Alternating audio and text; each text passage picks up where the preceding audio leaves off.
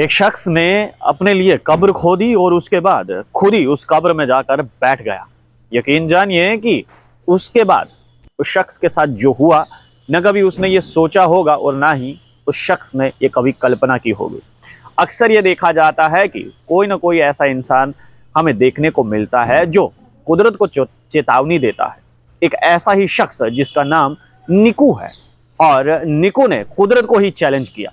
Challenge क्या किया कि उसने पहले तो एक कब्र खोदी और उस कब्र में 24 घंटे बताने के बारे में उसका ख्याल आया कि पहले कब्र खोदते हैं और उसके अंदर जाकर 24 घंटे वो निकू उस कब्र में रहने वाला था।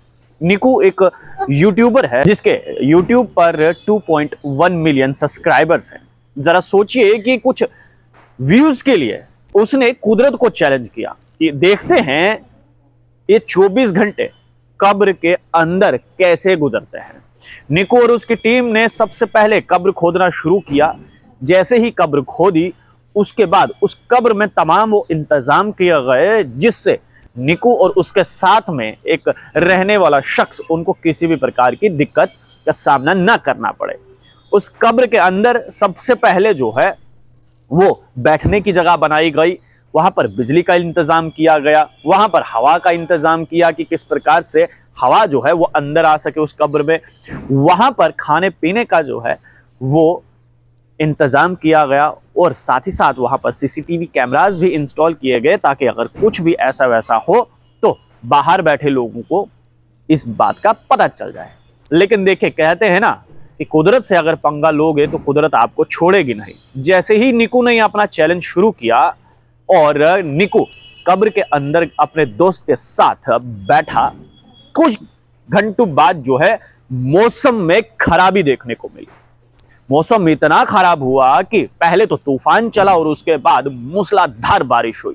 जैसे ही बारिश शुरू हुई, पानी कब्र के अंदर जमा होने लगा। जैसे जैसे पानी कब्र के अंदर जमा होने लगा, निकू और उसका दोस्त घबरा गए। बाहर अपने जो टीममेट बैठे हुए थे उन्हें फोन कॉल्स के माध्यम से बताया कि जल्दी से हमें इस कब्र से बाहर निकालिएगा। तो यकीन जानिए, पूरी की पूरी टीम जो है वो निकू और उसके दोस्त को कब्र से बाहर निकालने में शुरू हो गई। लेकिन मूसलाधार बारिश होने के बावजूद ये बहुत ज्यादा मुश्किल हो गया था कि निकू और उसके दोस्त को कब्र से बाहर निकाला जाए।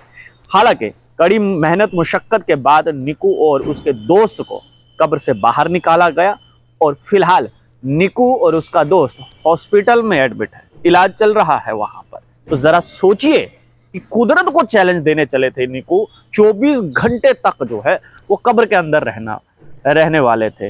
ये तो वही कहावत हो गई, आ बैल मुझे मार।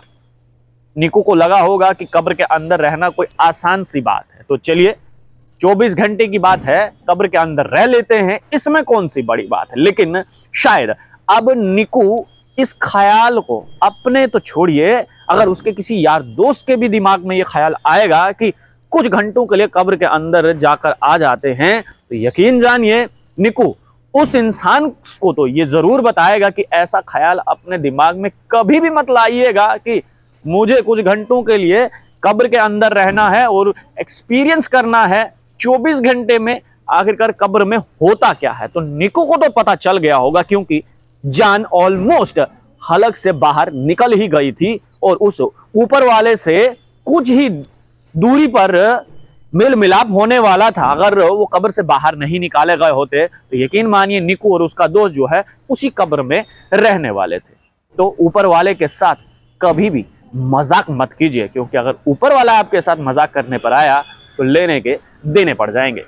आप लोग देखते रहिए टॉक्स, मुझे यानी देव ठाकुर को दीजिए जब। धन्यवाद।